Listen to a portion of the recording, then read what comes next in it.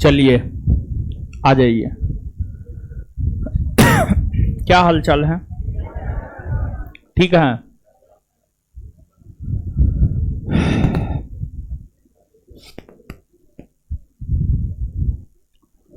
सब चीज पढ़ लीजिएगा। आर चौहान जी क्या पढ़ा रहे हैं?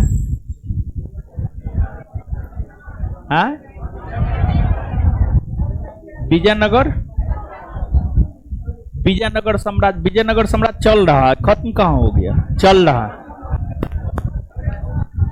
विजयनगर साम्राज्य के अंतर्गत 4 गो राजवंश शासन किया था। उसमें एक संगम वंश, दूसरा सुलूब वंश, तीसरा तुलुब वंश, चौथा आराबीडू वंश।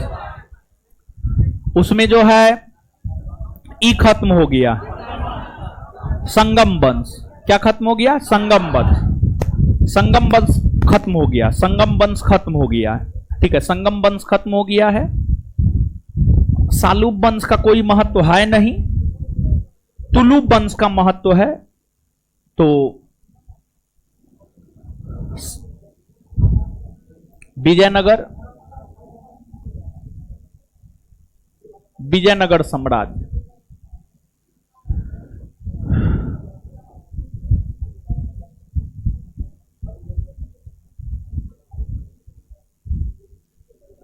विजयनगर साम्राज्य और विजयनगर साम्राज्य के अंतर्गत, विजयनगर साम्राज्य के अंतर्गत जो है शासन करने वाला, विजयनगर साम्राज्य के अंतर्गत जो है शासन करने वाला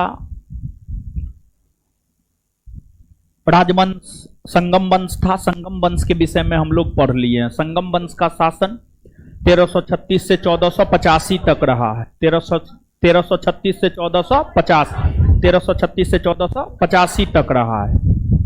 ठीक है, तो जो है आपको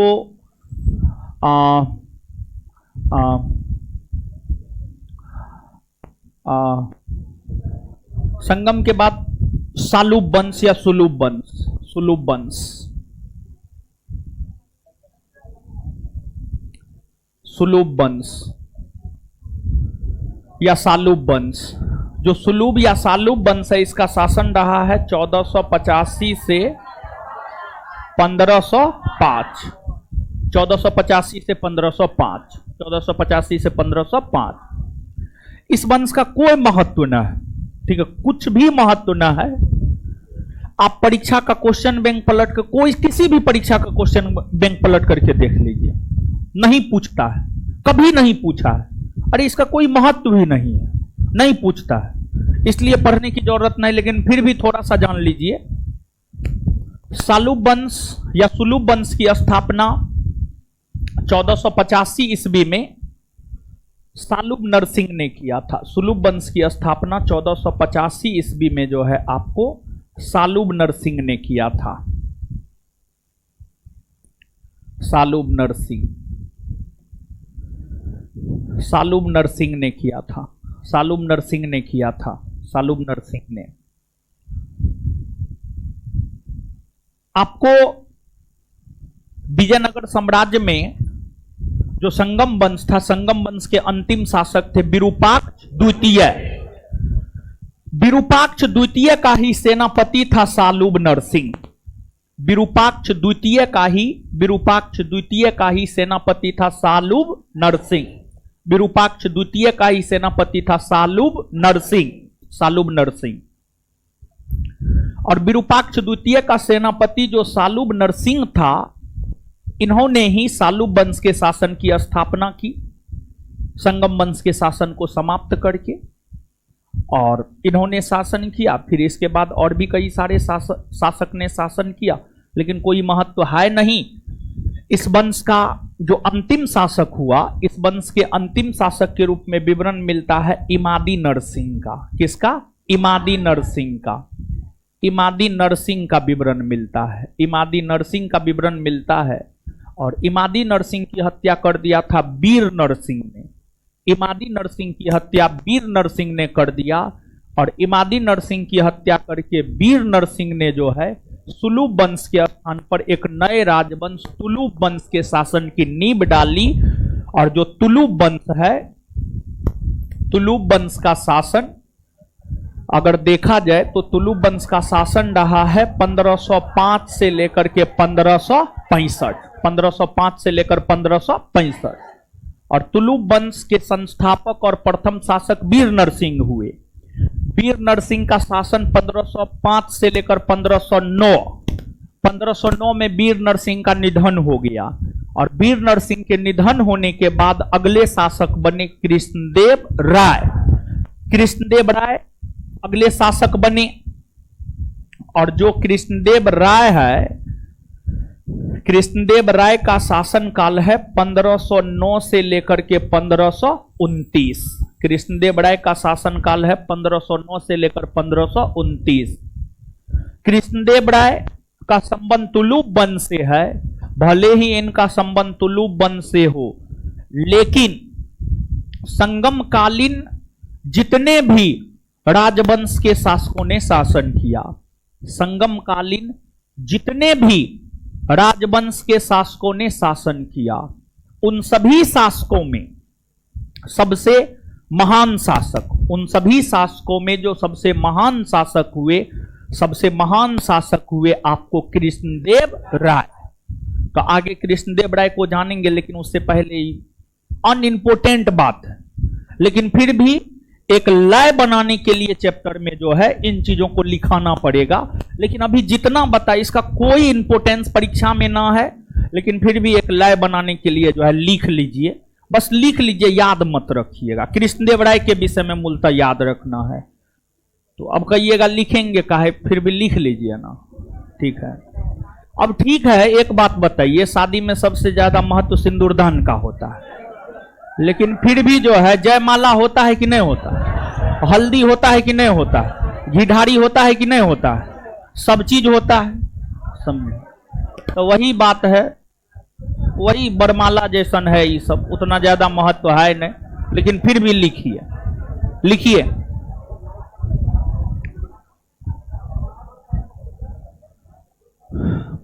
सुलुब वंश, सुलुब वंश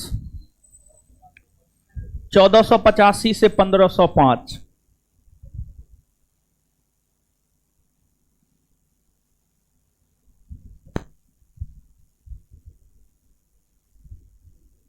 लिखिएगा, संगम वंश के अंतिम शासक, संगम वंश के अंतिम शासक, संगम वंश के अंतिम शासक है 33617।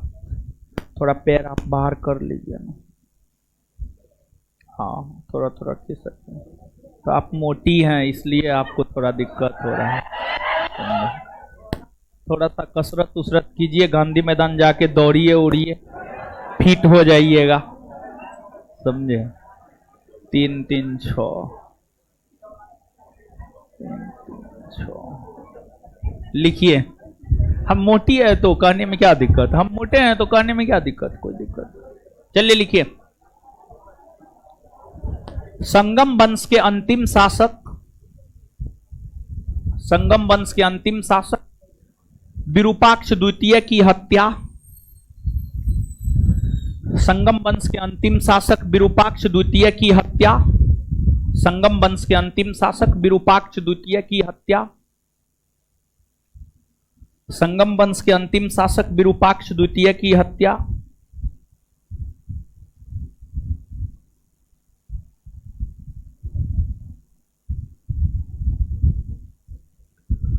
संगम वंश के अंतिम शासक विरूपाक्ष द्वितीय की हत्या सालूब नरसिंह ने कर दी, सालूब नरसिंह ने कर दी, सालूब नरसिंह ने कर दी, सालूब नरसिंह ने कर दी। और संगम वंश के स्थान पर सालूब नरसिंह ने कर दी, और संगम वंश के स्थान पर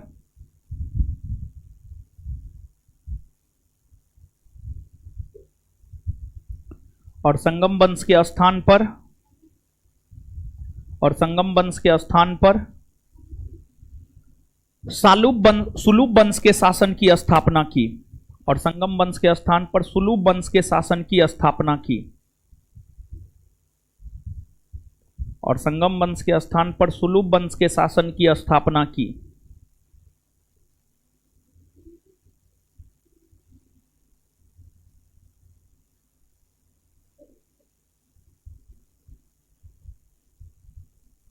और सुलुभ वंश के शासन की स्थापना की। इस वंश के शासन का कोई ऐतिहासिक महत्व नहीं है,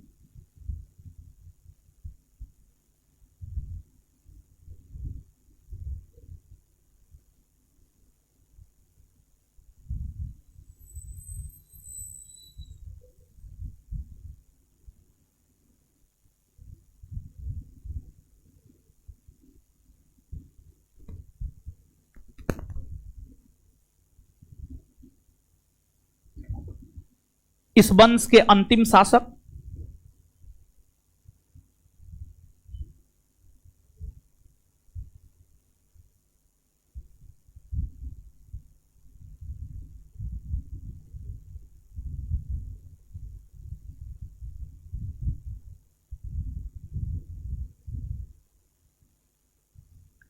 इस वंश के अंतिम शासक इमादी नरसिंह हुए। इस वंश के अंतिम शासक इमादी नरसिंह हुए। इस वंश के अंतिम शासक इमादी नरसिंह हुए। इस वंश के अंतिम शासक इमादी नरसिंह हुए। इस वंश के अंतिम शासक इमादी नरसिंह हुए। इमादी नरसिंह कहीं नहीं लिखे हैं? हाँ लिखे हैं। इस वंश के अंतिम शासक इमादी नरसिंह हुए, जिसकी हत्या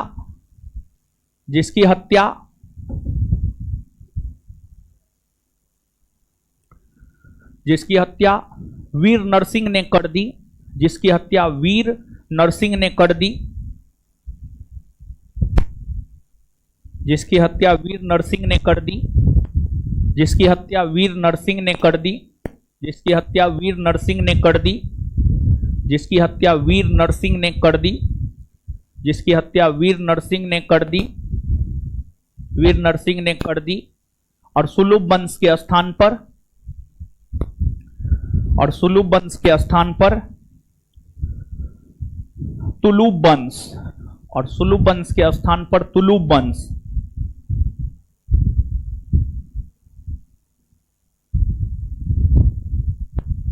और सुलुभ वंश के स्थान पर तुलुभ वंश के शासन की स्थापना की।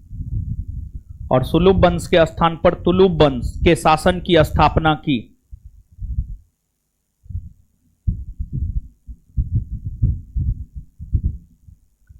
आगे हेडिंग मारिएगा तुलुभ वंश। आगे हेडिंग मारिएगा तुलुभ वंश। तुलुभ वंश 1505 से 1565। 1505 से 1565। 1505 से 1565। 1505 से 1565 लिखिएगा नीचे। इस वंश की स्थापना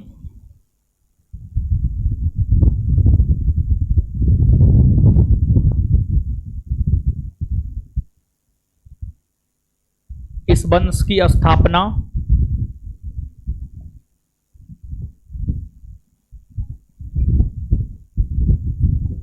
इस वंश की स्थापना इस वंश की स्थापना वीर नरसिंह ने किया। वीर नरसिंह ने किया। वीर नरसिंह ने किया।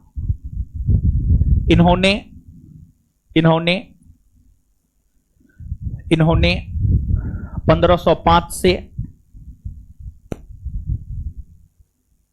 1509 ईस्वी तक, इन्होंने 1505 से 1509 ईस्वी तक, इन्होंने 1505 से 1509 ईस्वी तक, इन्होंने 1505 से 1509 ईस्वी तक, 1505 से 1509 ईस्वी तक शासन किया। इन्होंने 1505 से 1509 ईस्वी तक शासन किया। Full stop. वीर नरसिंह का उत्तराधिकारी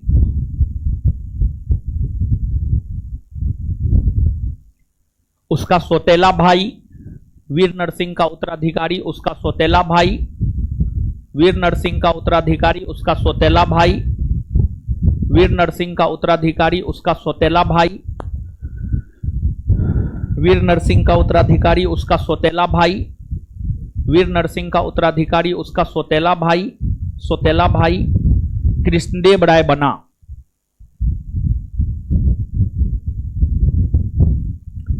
वीर नरसिंह का उत्तराधिकारी उसका सौतेला भाई कृष्णदेव राय बना। अब नीचे से हेडिंग मारिए कृष्णदेव राय।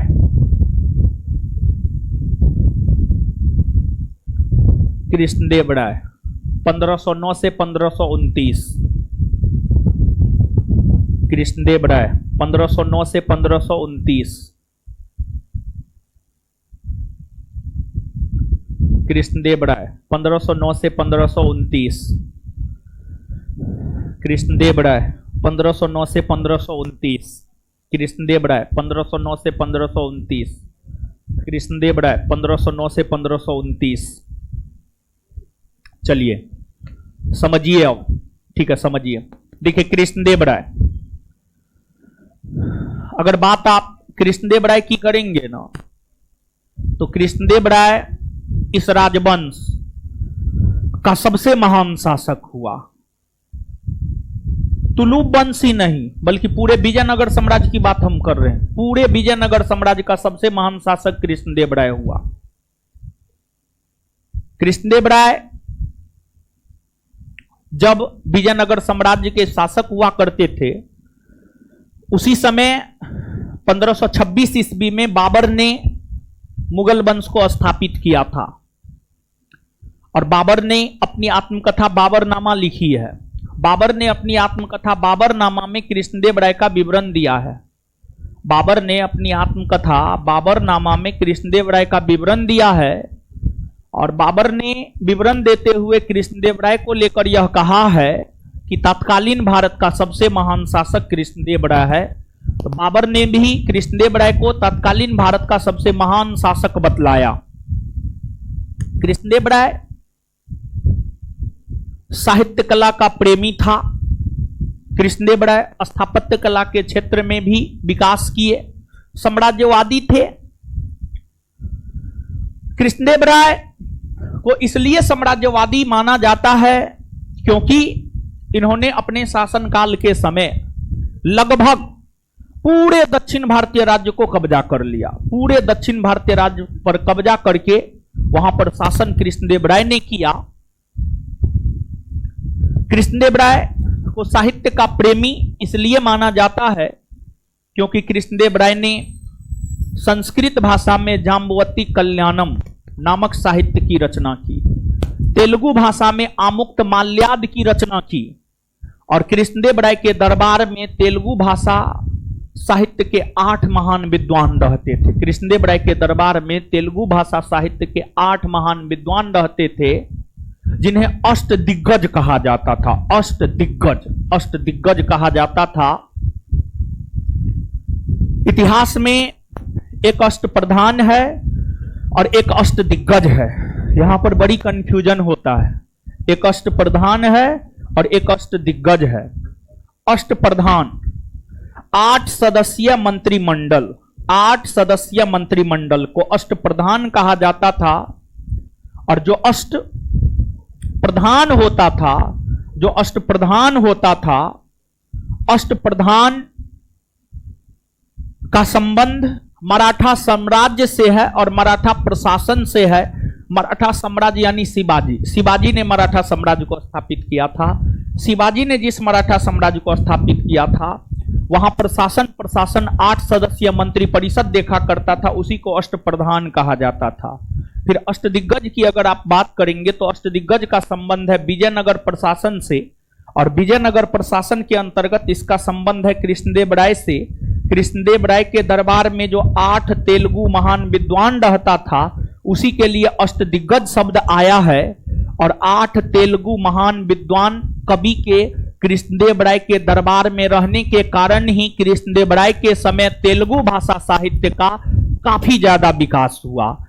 और यही कारण है कि कृष्णदेव राय के शासनकाल को, यही कारण है कि कृष्णदेव राय के शासनकाल को तेलुगु साहित्य का स्वर्णकाल भी कहा जाता है, तेलुगु साहित्य का स्वर्णकाल भी कहा जाता है। अब 8 महान तेलुगु कवि थे, तो स्वाभाविक सी बात है उनके द्वारा अलग अलग साहित्य लिखा ही गया होगा, निश्चित तौर पर लिखा गया होगा, नहीं लिखे जाने का तो कोई सवाल ही पैदा नहीं होता है। तो इसी कारण हमने आपको बोला कि साहित्य प्रेमी था। फिर स्थापत्य कला के क्षेत्र में भी उनका योगदान रहा है। कृष्णदेव राय की माता हुआ करती थी, उसका नाम था नागल देवी। कृष्णदेव राय ने अपनी माता नागल देवी के नाम पर एक शहर बसाया था, उसका नाम था नागलपुर, उसका नाम था नागलपुर। नागलपुर नामक शहर जो है कृष्णदेव राय ने अपनी माता नागल देवी के नाम पर बसाया। और कृष्णदेव राय ने ही हजारा स्वामी मंदिर, विठल स्वामी मंदिर, ये सब मंदिर का निर्माण भी जो है आपको कृष्णदेव राय ने ही करवाया था। और कृष्णदेव राय के समय में भी कुछ विदेशी यात्री विजयनगर साम्राज्य की यात्रा पर आया था। विशेष तौर पर कृष्णदेव राय के समय पुर्तगाली यात्री का आगमन हुआ था। देखिए आगे जब आधुनिक भारतीय इतिहास पढ़ाएंगे तो वहां पर भारत में यूरोपीय कंपनियों का आगमन बताएंगे, और जब यूरोपीय कंपनियों का आगमन बताएंगे तो वहां पर पुर्तगाली ईस्ट इंडिया कंपनी के विषय में बताएंगे।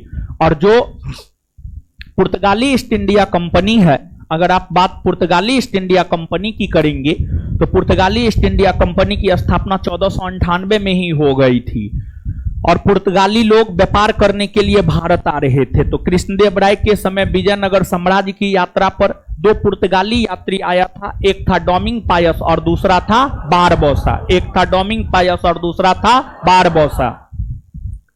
कृष्णदेव राय के समय में भी भूराजस्व ही कर के प्रमुख मद हुआ करते थे, कर के प्रमुख मद भूराजस्व ही हुआ करते थे। साथ ही साथ कृष्णदेव राय के समय विवाह कर, समझ गए, विवाह कर जैसे अलोकप्रिय कर जो है कृष्णदेव राय के समय प्रचलन में थे। विवाह कर जो है, जो वर और वधू यानी लड़का और लड़की का विवाह होता था उससे विवाह कर लिया जाता था। वर पक्ष से भी लिया जाता था, वधू पक्ष से भी विवाह कर लिया जाता था। विवाह कर जैसे अलोकप्रिय करों को कृष्णदेव राय ने समाप्त कर दिया। विवाह कर को कृष्णदेव राय ने जो है आपको समाप्त कर दिया। आज भी विवाह कर प्रचलन में है। जब आपका शादी विवाह मंदिर में होगा तब आपको पता चलेगा, जब आप अच्छे मंदिर में जाइएगा, समझिएगा, अच्छे मंदिर में। अब आप चले जाइएगा ये मुसल्लफपुर हाट का साईं मंदिर में तो यहाँ पर थोड़े लगेगा, नहीं लगेगा, ठीक है। या फिर आप चले जाइएगा उधर शाहगंज के उधर शिव मंदिर में तो वहां पर थोड़े लगेगा, नहीं लगेगा। अच्छे मंदिर में जब आप जाकर के शादी विवाह करते हैं, जिस मंदिर में शादी विवाह होता है तो वहां पर एक टोकन कटाना होता है, समझिए, टोकन कटाना होता है। वर पक्ष को भी टोकन कटाना होता है, वधू पक्ष को भी टोकन कटाना होता है। मंदिर में जब आप विवाह करेंगे तब आपको ये पता चलेगा। तो आज भी अप्रत्यक्ष तौर पर यह कर लागू है। और विवाह कर जो है अच्छे अच्छे मंदिरों में इसलिए लिए जाते हैं ताकि मंदिर का रख रखाव और देख रेख हो सके। मंदिर में भी तो बहुत सारा खर्च होता है, समझ गए। मंदिर का भी पुनर्निर्माण समय समय पे जरूरी होता है, डेंटिंग पेंटिंग समय समय पे जरूरी होता है, पुजारी होता है तो उसका भी पेट है, समझ गए, बहुत तरह का चीज है, समझ गए, इसलिए जो है प्रचलित है। खैर ये कोई गलत बात नहीं है, ठीक है बात है, समझ गए, ताकि मंदिर में आपका डाटा रहेगा ना कि हाँ आप विवाह उवाह किए हैं, समझिए कितने लोग का विवाह हुआ है, ठीक है, सही ये चीज है। अब लिखिए,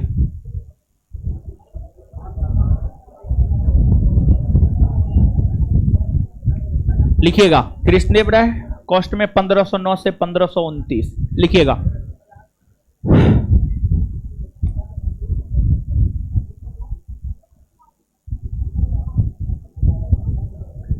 कृष्णदेव राय, कृष्णदेव राय, कृष्णदेव राय तुलु वंश ही नहीं बल्कि, कृष्णदेव राय तुलु वंश ही नहीं बल्कि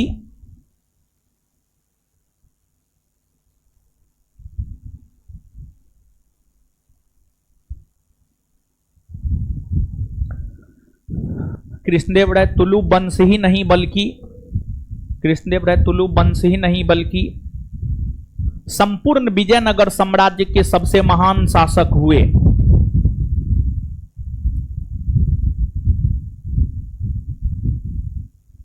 संपूर्ण विजयनगर साम्राज्य के सबसे महान शासक हुए। संपूर्ण विजयनगर साम्राज्य के सबसे महान शासक हुए। संपूर्ण विजयनगर साम्राज्य के सबसे महान शासक हुए। संपूर्ण विजयनगर साम्राज्य के सबसे महान शासक हुए। संपूर्ण विजयनगर साम्राज्य के सबसे महान शासक हुए।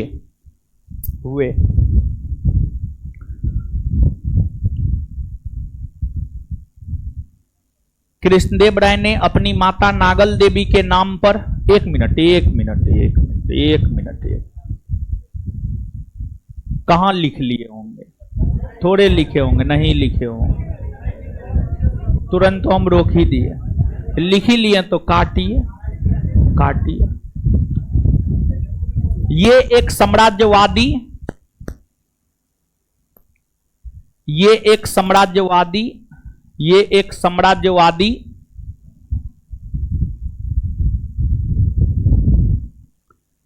साम्राज्यवादी कौमा ये एक साम्राज्यवादी कौमा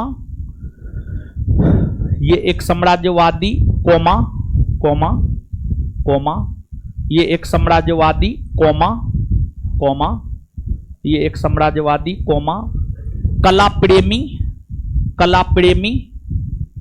प्रेमी कौमा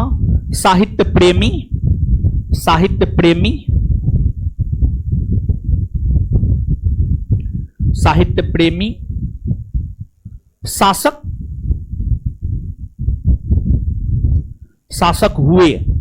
शासक हुए। इन्होंने अपनी माता नागल देवी के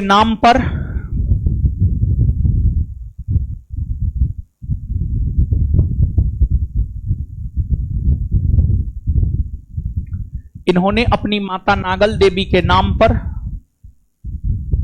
नागल देवी के नाम पर नागलपुर नामक इन्होंने अपनी माता नागल देवी के नाम पर नागलपुर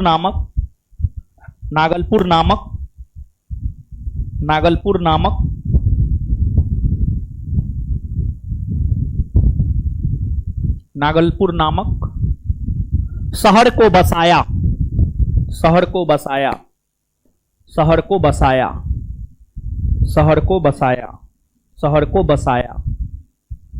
फुल स्टॉप। इन्होंने संस्कृत भाषा में जाम्बवती कल्याणम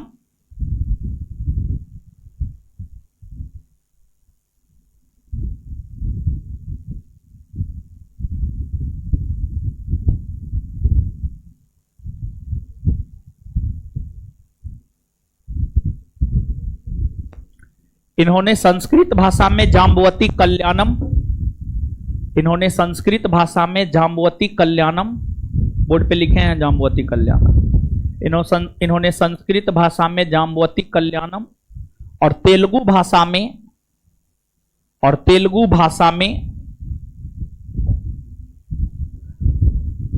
आमुक्त माल्याद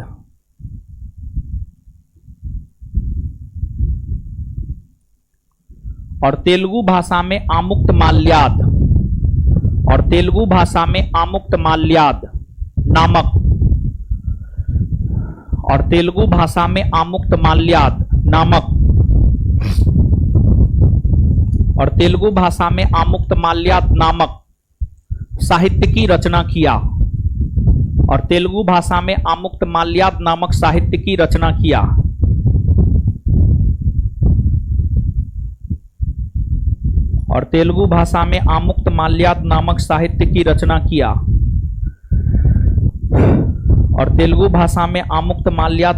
तेलुगु भाषा में आमुक्त माल्याद नामक साहित्य की रचना किया। Full stop. आमुक्त माल्याद नामक साहित्य की रचना किया। Full stop. इनके दरबार में, उसी में कंटिन्यू लिखते जाइएगा। इनके दरबार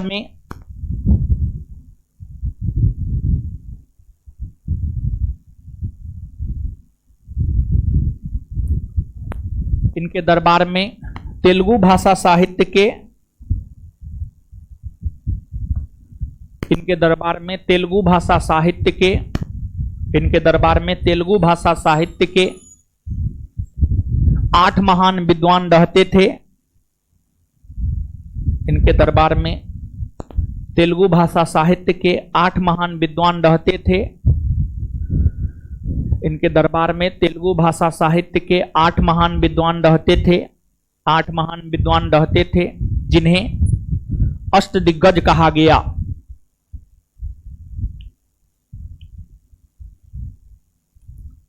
जिन्हें अष्टदिग्गज कहा गया। जिन्हें अष्टदिग्गज कहा गया। जिन्हें अष्टदिग्गज कहा गया। Full stop, full stop. अष्टदिग्गजों में सबसे प्रधान, सबसे प्रमुख पेडन्ना था। अष्टदिग्गजों में सबसे प्रमुख पेडन्ना था। अष्टदिग्गजों में सबसे प्रमुख पेडन्ना था। अष्टदिग्गजों में सबसे प्रमुख पेडन्ना था। अष्टदिग्गजों में सबसे प्रमुख पेडन्ना था।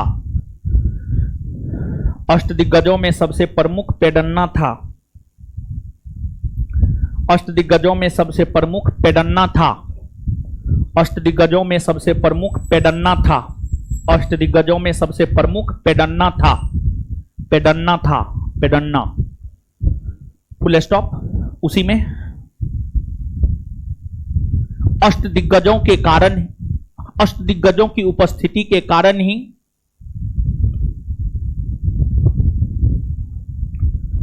अष्टदिग्गजों के उपस्थिति के कारण ही अष्टदिग्गजों की उपस्थिति के कारण ही अष्टदिग्गजों की उपस्थिति के कारण ही कृष्णदेव राय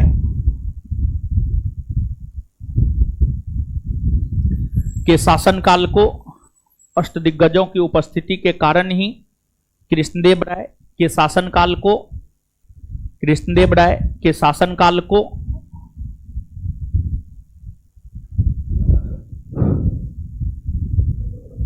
तेलुगु साहित्य का स्वर्णकाल,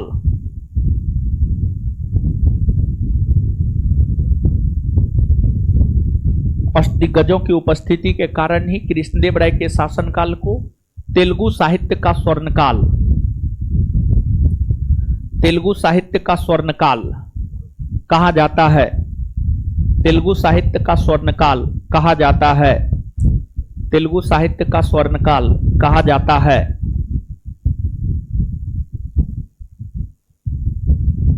तेनालीराम, तेनालीराम का नाम सुने हैं जी? बचपन में हिंदी के किताब में कहानी सुने होंगे तेनालीराम का, वही तेनालीराम। तेनालीराम उसमें लिखे ना, हाँ उसी में। तेनालीराम का संबंध, तेनालीराम का संबंध कृष्णदेव राय के दरबार से ही, तेनालीराम का संबंध कृष्णदेव राय के दरबार से ही रहा है।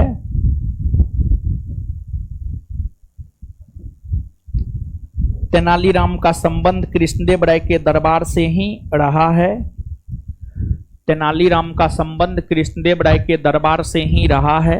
Full stop. तेनालीराम ने पांडुरंग महामात्य नामक साहित्य की रचना की है। तेनालीराम ने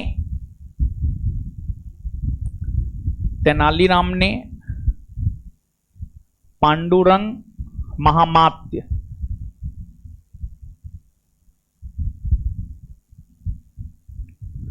तेनालीराम ने पांडुरंग महामात्य नामक तेनालीराम ने पांडुरंग महामात्य नामक साहित्य की रचना की है। तेनालीराम ने पांडुरंग महामात्य नामक साहित्य की रचना की है। तेनालीराम ने पांडुरंग महामात्य नामक साहित्य की रचना की है। तेनालीराम ने पांडुरंग महामात्य नामक साहित्य की रचना की है। Full stop.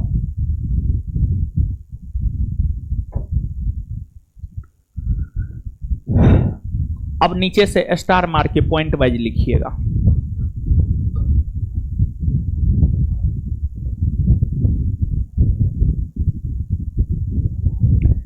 कृष्णदेव राय के समय में ही, कृष्णदेव राय के समय में ही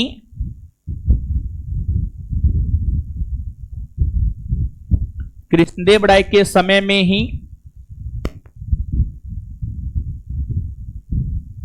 कृष्णदेव राय के समय में ही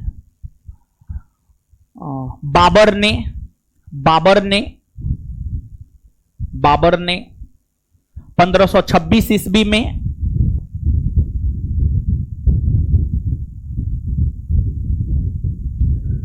मुगल वंश की स्थापना किया।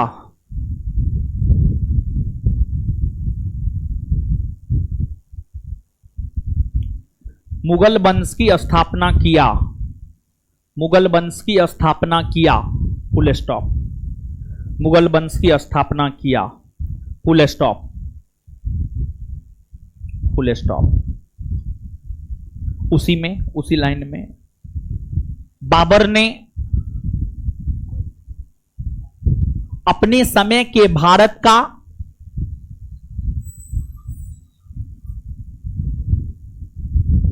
बाबर ने अपने समय के भारत का बाबर ने अपने समय के भारत का सबसे महान शासक बाबर ने अपने समय के भारत का सबसे महान शासक बाबर ने अपने समय के भारत का सबसे महान शासक कृष्णदेव राय को बतलाया।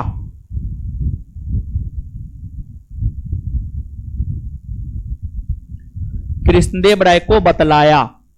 कृष्णदेव राय को बतलाया। बाबर ने,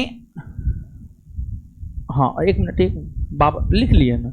बाबर ने अपने समय का सबसे महान शासक कृष्णदेव राय को बतलाया। बाबर ने अपनी आत्मकथा में कृष्णदेव राय का विवरण दिया है। बाबर ने अपनी आत्मकथा में कृष्णदेव राय का विवरण दिया है। बाबर ने अपनी आत्मकथा में कृष्णदेव राय का विवरण दिया है।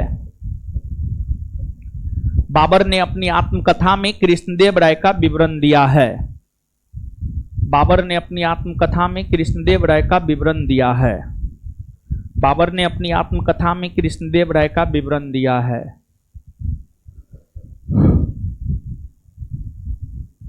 आगे लिखिएगा। कृष्णदेव राय के समय, नेक्स्ट पॉइंट, अगला पॉइंट, अगला पॉइंट, अगला पॉइंट, नेक्स्ट पॉइंट। कृष्णदेव राय के समय पुर्तगाली यात्री डोमिंग पायस और बारबोसा। कृष्णदेव राय के समय पुर्तगाली यात्री डोमिंग पायस और बारबोसा। कृष्णदेव राय के समय पुर्तगाली यात्री डोमिंग पायस, कॉस्ट में पेस, कॉस्ट में पेस। कृष्णदेव राय के समय पुर्तगाली यात्री डोमिंग पायस, कॉस्ट में पेस और बारबोसा 1515-16 ईस्वी में 1515-16 ईस्वी में 1515-16 ईस्वी में 1515-16 ईस्वी में विजयनगर साम्राज्य की यात्रा पर 1515-16 ईस्वी में विजयनगर साम्राज्य की यात्रा पर, विजयनगर साम्राज्य की यात्रा पर आया था। विजयनगर साम्राज्य की यात्रा पर आया था। विजयनगर साम्राज्य की यात्रा पर आया था।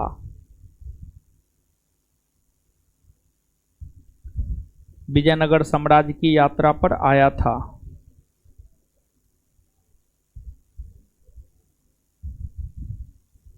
आगे लिखिएगा। कृष्णदेव राय ने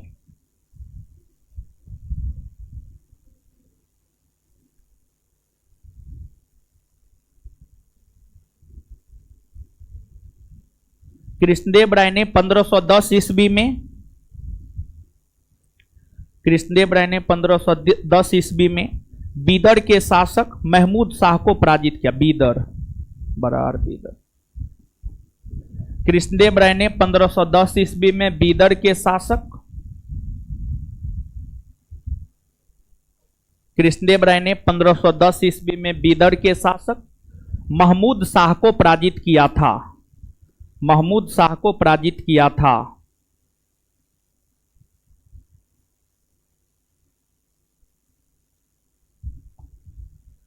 नेक्स्ट पॉइंट,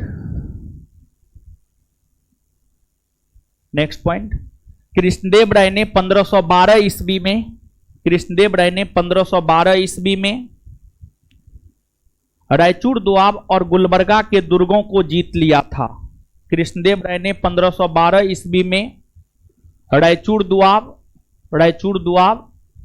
कृष्णदेव राय ने 1512 ईस्वी में रायचूर दोआब, इससे पहले जिक्र कर चुके हैं, बोर्ड पे लिख भी चुके थे इसलिए नहीं लिखे। कृष्णदेव राय ने 1512 ईस्वी में रायचूर दोआब और गुलबर्गा को, रायचूर दोआब और गुलबर्गा को जीत लिया था।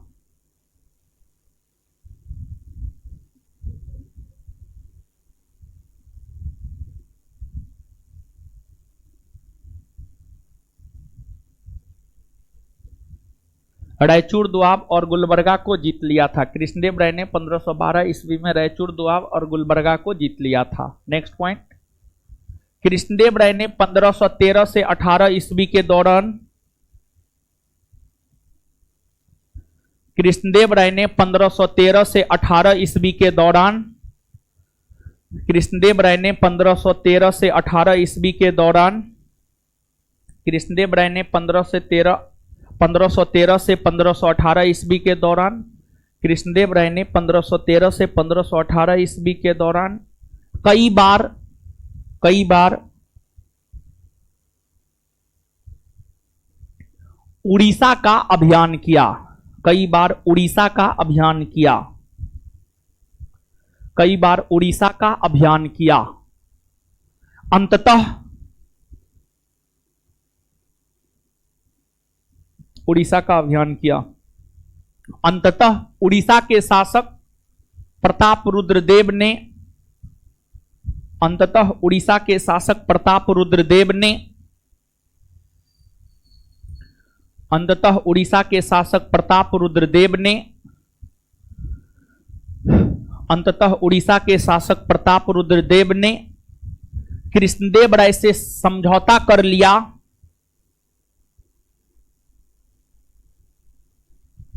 कृष्णदेव राय से समझौता कर लिया,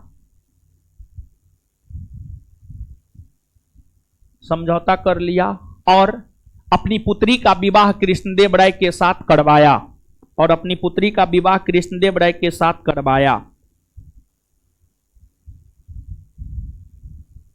और अपनी पुत्री का विवाह कृष्णदेव राय के साथ करवाया।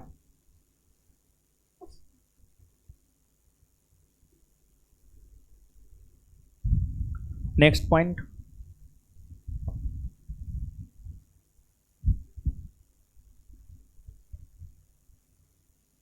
कृष्णदेव राय ने 1520 ईस्वी में, कृष्णदेव राय ने 1520 ईस्वी में, कृष्णदेव राय ने 1520 ईस्वी में, कृष्णदेव राय ने 1520 ईस्वी में, कृष्णदेव राय ने 1520 ईस्वी में वारंगल, वारंगल, वारंगल, कृष्णदेव राय ने 1520 ईस्वी में वारंगल, वारंगल पर अधिकार कर लिया।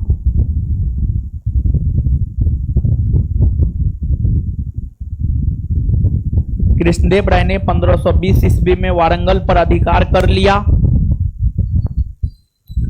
वारंगल पर अधिकार कर लिया।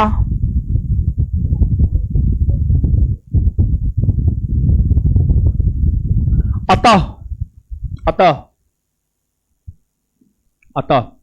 हम यह कह सकते हैं कि, अतः हम यह कह सकते हैं कि, अतः हम यह कह सकते हैं कि, अतः हम यह कह सकते हैं कि लगभग 10 वर्षों के भीतर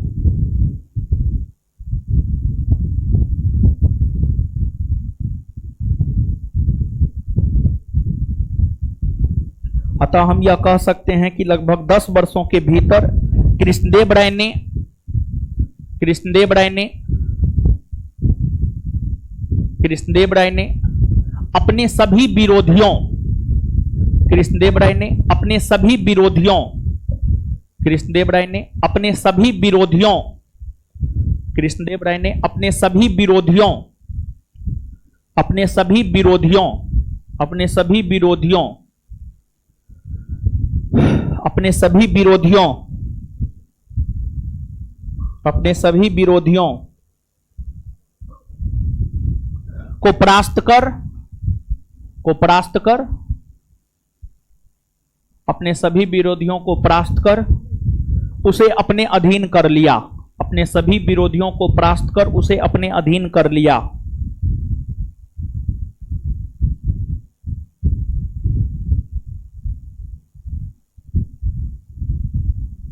उसे अपने अधीन कर लिया।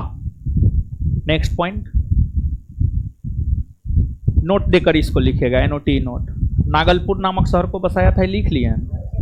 नेक्स्ट पॉइंट नोट देकर लिखिएगा। कृष्णदेव राय ने हजारा स्वामी मंदिर, नोट देकर के पहला पॉइंट, कृष्णदेव राय ने हजारा स्वामी मंदिर,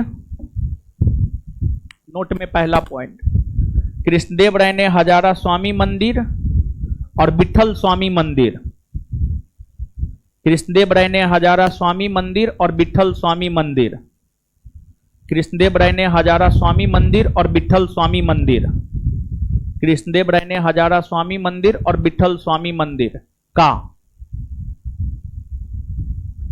कृष्णदेव राय ने हजारा स्वामी मंदिर और विठल स्वामी मंदिर का निर्माण करवाया।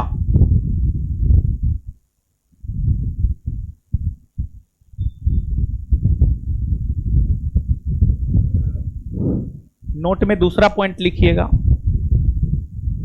नोट में दूसरा पॉइंट, विवाह कर जैसे अलोकप्रिय कर को, विवाह कर जैसे अलोकप्रिय कर को, विवाह कर जैसे अलोकप्रिय कर को, विवाह कर जैसे अलोकप्रिय कर को, विवाह कर जैसे अलोकप्रिय कर को कृष्णदेव राय ने समाप्त कर दिया, विवाह कर जैसे अलोकप्रिय कर को कृष्णदेव राय ने समाप्त कर दिया, विवाह कर जैसे अलोकप्रिय कर को कृष्णदेव राय ने समाप्त कर दिया, विवाह कर जैसे अलोकप्रिय कर को कृष्णदेव राय ने समाप्त कर दिया। आगे, कृष्णदेव राय का निधन 1529 ईस्वी में हो गया, स्टार मार के, नोट में इसको नहीं लिखना है, स्टार मार के लिखिए। कृष्णदेव राय का निधन 1529 ईस्वी में हो गया, कृष्णदेव राय का निधन 1529 ईस्वी में हो गया।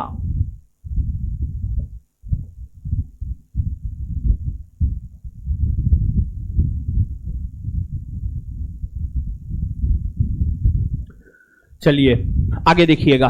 कृष्णदेव राय का जब 1529 में निधन हो गया तो कृष्णदेव राय के निधन होने के बाद तुलुप वंश के अगले शासक बने, उनका नाम था आपको अच्युत देव राय। तुलुप वंश के अगले शासक बने आपको अच्युत देव राय, और जो अच्युत देव राय है इनका शासनकाल 1529 से 1540 ईस्वी तक रहा है। और अच्युत देव राय के समय में ही 1535 ईस्वी में एक पुर्तगाली यात्री विजयनगर साम्राज्य की यात्रा पर आया था, और जो पुर्तगाली यात्री विजयनगर साम्राज्य की यात्रा पर आया था उसका नाम था नुनीज। नुनीज, क्या नाम था? नुनीज। और जब अच्युत देव राय का शासनकाल समाप्त हुआ तो अच्युत देव राय के बाद अगला शासक बना आपको सदाशिव राय। अच्युत देव राय के बाद अगला शासक बना आपको सदाशिव राय। और जो सदाशिव राय था, सदाशिव राय की अगर आप बात करेंगे तो सदाशिव राय नाम मात्र का शासक था। उनका एक मंत्री था, उनका नाम था राम राय। राम राय ही सब चीज देखा करता था। सदाशिव राय नाम मात्र का शासक था। सदाशिव राय के समय राम राय नामक एक मंत्री था जो कि सब कुछ को देखा करता था। और राम राय के विषय में आगे हम आपको बताएंगे, लेकिन उससे पहले आप लिखिएगा कृष्णदेव राय का उत्तराधिकारी, अगला पॉइंट, कृष्णदेव राय का उत्तराधिकारी, कृष्णदेव राय का उत्तराधिकारी, कृष्णदेव राय का उत्तराधिकारी अच्युत देव राय बना।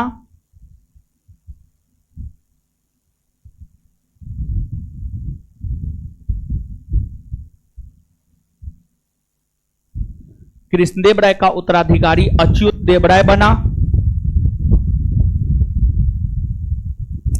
अच्युत देव राय बना, full stop, full stop. Achyuta Deva Raya के उसी में, अच्युत देव राय के समय में ही 1535 ईस्वी में, अच्युत देव राय के समय में ही 1535 ईस्वी में, अच्युत देव राय के समय में ही 1535 ईस्वी में, अच्युत देव राय के समय में ही 1535 ईस्वी में, अच्युत देव राय के समय में ही 1535 ईस्वी में पुर्तगाली यात्री नुनीज,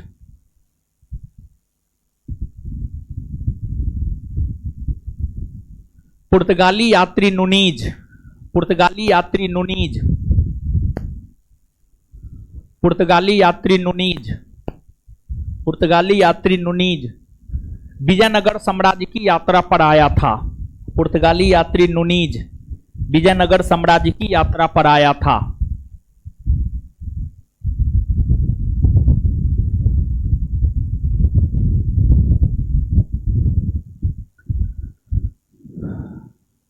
नुनीज विजयनगर साम्राज्य की यात्रा पर आया था, फुल स्टॉप। अगला पॉइंट लिखिएगा, अच्युत देव राय का उत्तराधिकारी, अगला पॉइंट लिखिएगा, अच्युत देव राय का उत्तराधिकारी, अच्युत देव राय का उत्तराधिकारी सदाशिव राय बना। अच्युत देव राय का उत्तराधिकारी सदाशिव राय बना।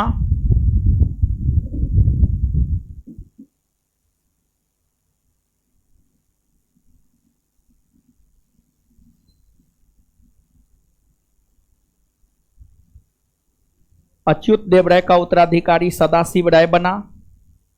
अच्युत देव राय का उत्तराधिकारी सदाशिव राय बना। अच्युत देव राय का उत्तराधिकारी सदाशिव राय बना। अच्युत देव राय का उत्तराधिकारी सदाशिव राय बना। सदाशिव राय बना, फुल स्टॉप। सदाशिव राय बना, full stop, full stop. Sadashiva Raya बना, फुल स्टॉप। अच्युत देव राय का उत्तराधिकारी सदाशिव राय बना, full stop, full stop. Sadashiva Raya, Sadashiva Raya का मंत्री राम राय था। सदाशिव राय का मंत्री राम राय था।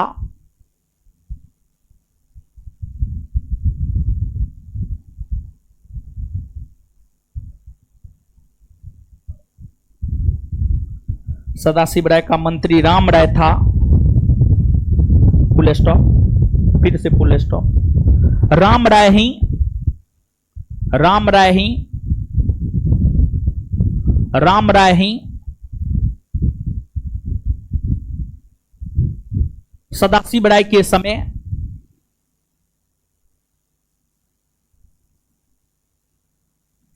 राम राय ही सदाशिव राय के समय सब कुछ देखा करता था।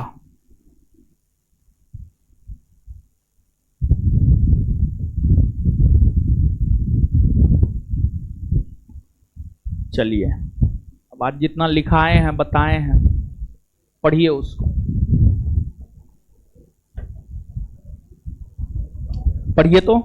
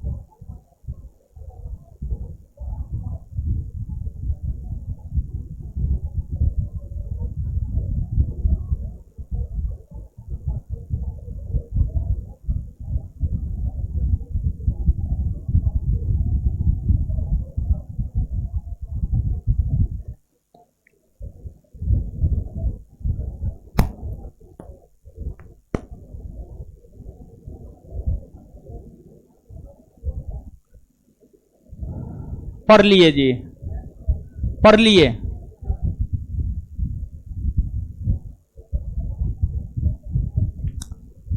आइए बताइए तो, याद करते हैं। आइए, संपूर्ण विजयनगर साम्राज्य का सबसे महान शासक कौन? कृष्णदेव।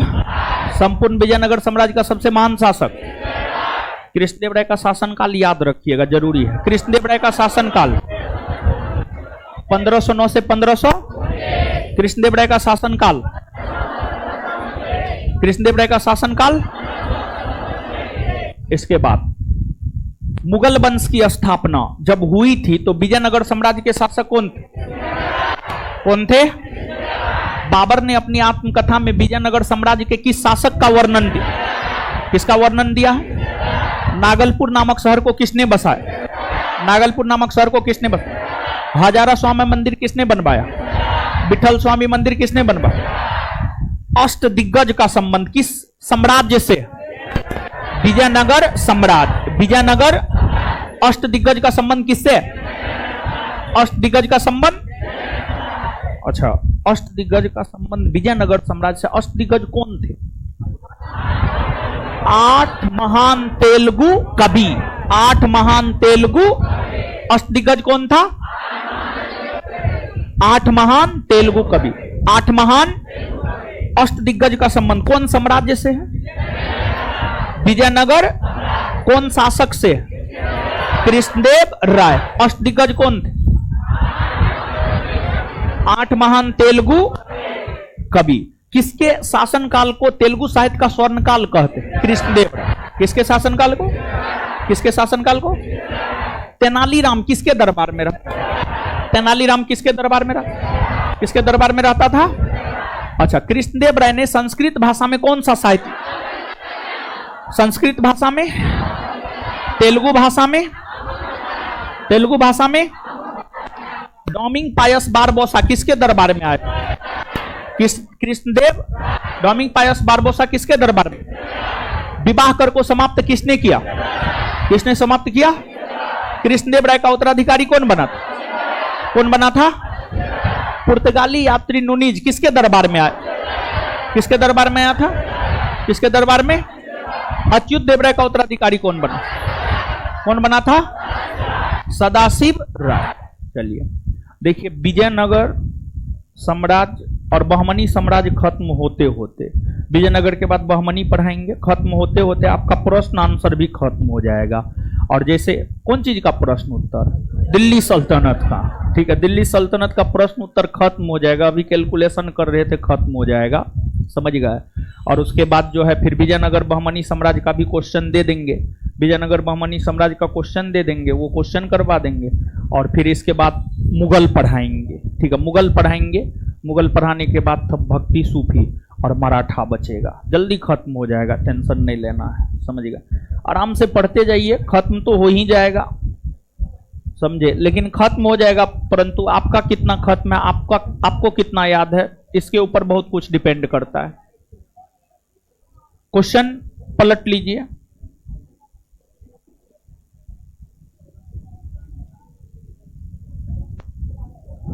दिल्ली सल्तनत का प्रश्न हो रहा है, 175 तक हो गया है, हो गया है 176 तक।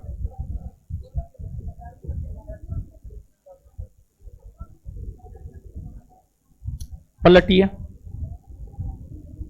रिवीजन भी करते जाइए उसका, ठीक है। आप लोग रिवीजन नहीं करते हैं।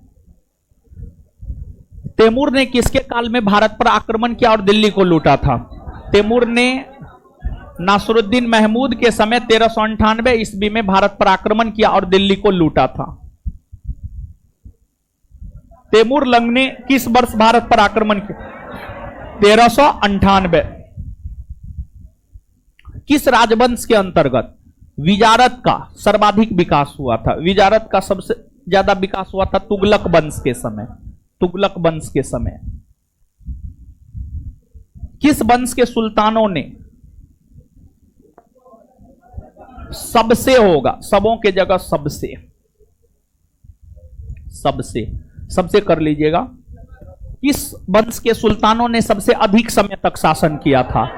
तो सबसे अधिक समय तक शासन किया था? तुगलक वंश। तुगलक वंश, तुगलक वंश सबसे अधिक समय तक शासन किया। सबसे कम समय तक खिलजी वंश। बताए हुए हैं, दो दो बार, तीन तीन बार बताए हुए। फिरोज शाह तुगलक द्वारा बनवाई गई रजवाही और उल्लुक खानी क्या थी? रजवाही और उल्लुक खानी नहर थी। कौन बनवाया था? फिरोज शाह तुगलक। नहर था ये। दिल्ली सल्तनत के किस सुल्तान ने जगन्नाथ मंदिर को नष्ट करके काफी सारा धन लूटा? फिरोज शाह तुगलक। फिरोज शाह तुगलक। फिरोज शाह तुगलक ने किस सैन्य अभियान के दौरान ज्वालामुखी मंदिर से अनेक संस्कृत रचनाएं पांडुलिपियों के रूप में प्राप्त किया? कांगड़ा अभियान। कांगड़ा अभियान।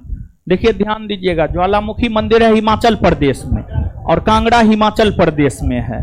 तो कांगड़ा अभियान जब फिरोज शाह तुगलक किए थे तो उसी समय ज्वालामुखी मंदिर से अनेक संस्कृत पांडुलिपियां जो है उन्हें प्राप्त हुआ था। कांगड़ा अभियान। कांगड़ा अभियान। फिरोज शाह तुगलक का अंतिम सैन्य अभियान कौन सा था? बताए हुए हैं महाराज, बताए हैं। फिरोज शाह तुगलक का अंतिम सैन्य अभियान था ठट्टा का अभियान। ठट्टा का अभियान। कौन अभियान? ठट्टा। ठट्टा का अभियान। निम्नलिखित में से किस सुल्तान ने फलों की गुणवत्ता सुधारने के लिए उपाय किए? फलों की गुणवत्ता सुधारने के लिए उपाय किए थे फिरोज शाह तुगलक।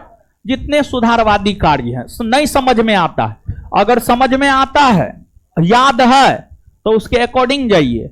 और दिल्ली सल्तनत में अगर कुछ भी समझ में न आए और नहीं आए और सुधारवादी कार्य हो, मारिए फिरोज शाह तुगलक। ऐसे भी नहीं आता है तो ऐसे भी गलत होगा, आता है तो आता है, समझ गए? तो ये बात है। राज परिवारों के उपयोग में आने वाली आवश्यक वस्तुओं तथा विलासिता की वस्तुओं के उत्पादन के लिए निम्नलिखित में से किस सुल्तान ने 36 शाही कारखानों की स्थापना की थी? फिरोज शाह तुगलक किया था। फिरोज शाह तुगलक। निम्न में से कौन सा कथन सही है? अनुवाद विभाग की स्थापना अलाउद्दीन खिलजी ने करवाया था? नहीं, अनुवाद विभाग की स्थापना अलाउद्दीन खिलजी ने नहीं करवाया था, बल्कि फिरोज शाह तुगलक ने करवाया था। फिरोज शाह तुगलक ने। फिरोज शाह तुगलक ने। फिरोज शाह तुगलक को सार्वजनिक वितरण प्रणाली का जनक कहा जाता है? नहीं, सार्वजनिक वितरण प्रणाली का जनक अलाउद्दीन खिलजी को कहा जाता है। अलाउद्दीन खिलजी। अलाउद्दीन खिलजी को कहा जाता है। अलाउद्दीन खिलजी को कहा जाता है। उपर्युक्त कथनों में कौन सा या से सही है? ना तो एक ना ही दो। आंसर हो जाएगा डी। ठीक है, आगे। इतिहासकारों ने किस सुल्तान को मध्यकालीन भारत का पहला कल्याणकारी निरंकुश शासक कहा? फिरोज शाह तुगलक को। फिरोज शाह तुगलक को। निम्नलिखित में से किस इतिहासकार ने फिरोज शाह तुगलक को सल्तनत युग का अकबर कहा? एल्फिस्टन। किसने? एल्फिस्टन। एल्फिस्टन ने। सैयद वंश की स्थापना किसके द्वारा की गई? खिज्र खां। किसके द्वारा? खिज्र खां। खिज्र खां के द्वारा की गई थी। सैयद वंश का शासन 1414 से कब तक रहा? 1414 से 1451 तक रहा। 1414 ईस्वी में खिज्र खां ने किस शासक को पराजित करके दिल्ली पर अधिकार किया और एक नए वंश सैयद वंश के स्थापना की?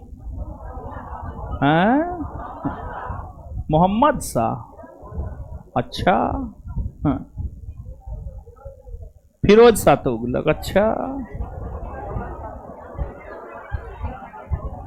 नासरुद्दीन महमूद का तो 1412 में निधन हुआ था, उसकी हत्या थोड़े हुई थी। नहीं, दौलत खां उत्तर होगा। क्या उत्तर होगा? दौलत खां। दौलत खां।